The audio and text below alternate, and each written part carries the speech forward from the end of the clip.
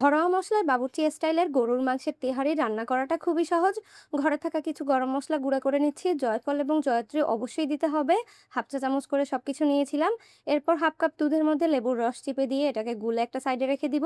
তারপর চলে যাচ্ছি মূল রান্নায়। ১ কাপ পরিমাণ সরিষার তেলের মধ্যে পেঁয়াজ কুচি দিয়ে ভেজে নিব। আস্ত কিছু গরম মশলার সাথে দিব। পেঁয়াজটা লাল হয়ে গেলে গরুর মাংস দিয়ে গুঁড়া মশলাগুলা একসঙ্গে দিয়ে দিব, আদা রসুন পেস্ট। এরপরে ভালোভাবে কষিয়ে রান্না করে নিতে হবে। এর মধ্যে টক দইটাকে মিশিয়ে দিয়ে আরো কিছুক্ষণ কষিয়ে নিব। এরপর ১ কাপ পরিমাণ কুসুম গরম পানি দিয়ে রান্নাটা বসিয়ে দিব। কয়েকটা কাঁচামরিচ দিয়ে দিব ঝালের জন্য। এরপর এটাকে ঢাকনা দিয়ে ঢেকে শুকনা শুকনা করে রান্না করে নিব। আর এই ফাঁকে বলে নিচ্ছি, আমার হাতের গরুর মাংসের আচার যদি আপনারা খেতে চান, তাহলে স্ক্রিনে দেওয়া ফোন নাম্বারে যোগাযোগ করতে পারেন।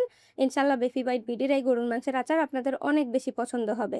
খুলনার ঐতিহ্যবাহী চইঝাল দিয়ে তৈরি করা এই মাংসের আচারটা খেতে অনেক বেশি মজার।